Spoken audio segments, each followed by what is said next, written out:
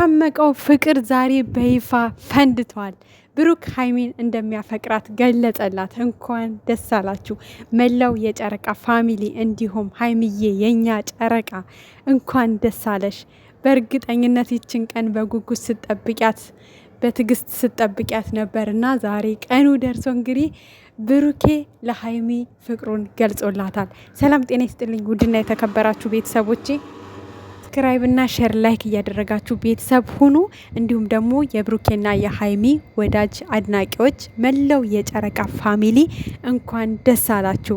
ህልማችሁ፣ ምኞታችሁ፣ ፍላጎታችሁ በይፋ ዛሬ ፈንድቷል ማለት ነው። ቤተሰብ ሁሉም ፋሚሊ የነሱን ትልቅ ደረጃ መድረስ የነጋቸውን በቃ በሰፊው ነበር የምናስበው። ማለት የሰው ልጅ ሊጣላ ሊጋጭ ይችላል፣ ግን የጨረቃ ፋሚሊዎች እኛ ማለት ነው አንድ ቀንም ይታረቃሉ፣ ቢጣሉም ይታረቃሉ እንጂ የሆነ እነሱ ተጣልተው በቃ ይቀራሉ ይለያያሉ የሚል እንኳን ልባችን ላይ አንድም ቀን በቃ ተስፋ መቁረጥ የሚባል ልባችን ላይ ተፈጥሮ አያውቅም። ሪል ማለት ሪል የጨረቃ ፋሚሊ ሁለቱንም የምንወደው ማለት ነው። እና ደስ ይላል፣ የምር ደስ ይላል። እኔ እንጃ ሀይሚን ምን እንደተሰማት ነገ ብትነግረን ደስ ይለናል። እርግጠኛ ነኝ ብሩክም እየጠበቀ ነው። እንግዲህ ትክክለኛው ሰዓት ትክክለኛው ጊዜ አሁን ነው። 2 ዓመት ሙሉ ታግሳለች። በቃ ሴትነቷን እድሜዋን መስዋዕት አድርጋለች ለእኔ እና እኔ ደግሞ የእሷን ህይወት ማበላሸት አልፈልግም። በቃ እድሜዋን እንድትጠቀምበት ነው የምፈልገው እና ከዚህ በላይ ደግሞ ምንም ማቃጠለው ጊዜ የለኝም። ለእናቴ ማድረግ ያለብኝ ነገሮች ነበሩ። አንዳንድ ነገሮችን ማስተካከል ነበረብኝ። እሱን ነገር አስተካክያለሁ። የእናቴም ትንሽ ይቀረኛል፣ ግን ደግሞ ችግር የለውም። አብረን ሆነን ማስተካከል የምንችለው ነው። ከባድ አይደለም። ስለዚህ ከዚህ በኋላ ምን እጠብቃለሁ? ምን እፈልጋለሁ? 2 ዓመት ሆኖናል። አሁን ፍቅሬን መግለጽ አለብኝ። እስከዛሬ ትንሽ መቆየት አለብን። እኔም ማስተካከል ያለብኝን ነገር ማስተካከል አለብኝ በሚል ነው። መቸኮል አልፈለግኩም። መረጋጋት ነው የፈለግኩትኝ እና አሁን ግን ጊዜው ነው። 2 ዓመት ሙሉ ተጠናንተናል፣ ተዋውቀናል፣ አብረንም እየኖርን በደንብ ታይተናል። ስለዚህ አሁን ጊዜው ነው። በቃ ፍቅሬን መግለጽ አለብኝ። በጣም እንደምወዳት በጣም እንደማከብራት ሁሌ ነው የምነግራት። ግን ደግሞ አንድ ቀን አፈቅርሻለሁ ብዬ ከአንደበቴ ቃል አውጥቼ ገልጬላት አላቅም። እሷን በጣም እንደምትወደኝ እንደምታከብረኝ አውቃለሁ። እንደምታፈቅረኝ ደግሞ እርግጠኛ አይደለውም።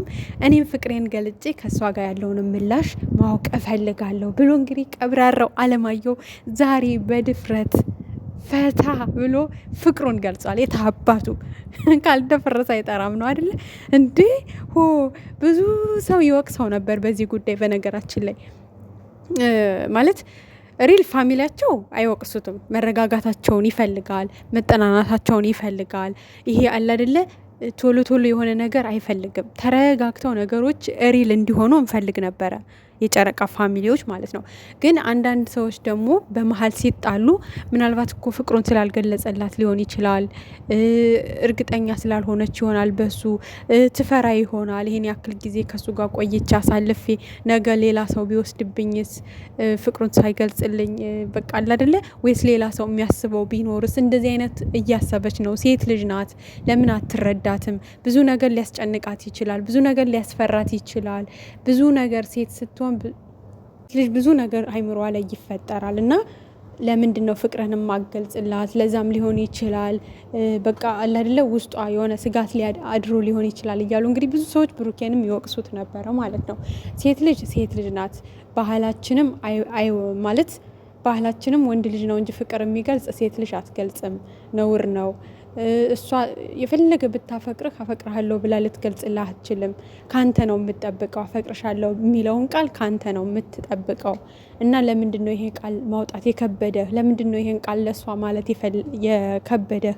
ብዙ ነገር አብራችሁ አሳልፋችኋል። ትወዳታለህ፣ ትወድሃለች፣ ለምን አትገልጽላትም ብለው በጣም ብዙ ሰዎች ይናደዱ ነበር፣ ይበሳጩ ነበረ።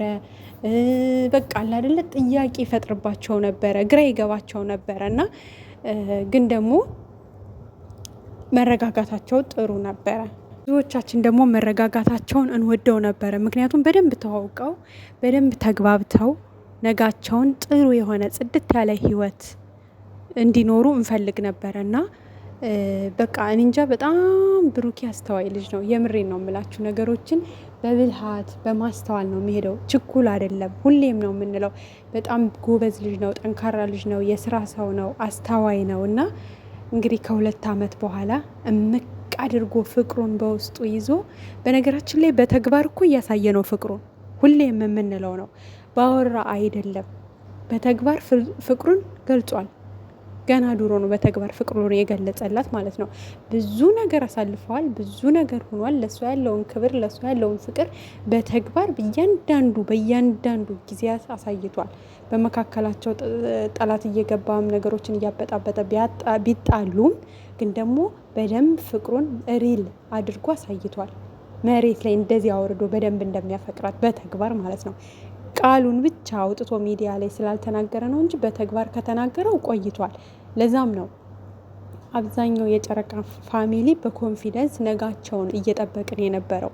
የተሻለ ነገር ነጋቸው አምሮ አንድ ላይ ሆነው ተጋብተው ወልደው ያነበረ ህልማችን እንጂ ብሩኬና ሀይሚ በደንብ እንደሚዋደዱ እንደሚፋቀሩ እናውቃለን። ግዴታ እዚህ ጋር ሚዲያ ላይ መጥተው ቃሉን አውጥተው ስላልተናገሩ አይደለም። ብሩኬ እንግዲህ ፍቅሩን በተግባርም በቃልም ገልጾታል። እንግዲህ እንኳን ደስ አላችሁ። ይህን ቀን በጉጉት ስትጠብቁ ለነበራችሁ በሙሉ እንኳን ደስ አላችሁ። እኛ በጣም ደስ ብሎናል። ነገ ደግሞ የሀይሚን ምላሽ በጉጉት እየጠበቅን እንገኛለን። እንደማታሳፍረን ባለሙሉ ተስፋ ነን። ምክንያቱም ፍቅር አለ እሷ ጋር ምንም ጥያቄ የለውም። ግን ደግሞ በቃ አላቅም እውነት ለብሩኬ ራሱ የምጥ ቀን ነው ማለት ነው። ያክል ጓጉቶ እየጠበቀ እንደሚያድር ምንም ጥያቄ የለውም። እና ሀይሚ ደግሞ ዛሬ በደስታ ነው በቃ እንቅልፍ ሁሉ አይዛትም ማለት ነው።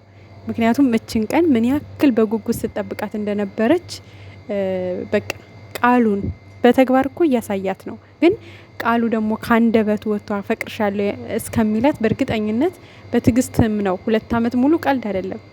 በቃ ነገ የኔ ይሆናል፣ ባሌ ነው፣ የትዳር አጋሬ ይሆናል ብላ በትዕግስት የጠበቀቻቸው አመታት ናቸውና እንግዲህ ዛሬ ሀይሚዬ እንቅልፍ አይዛትም።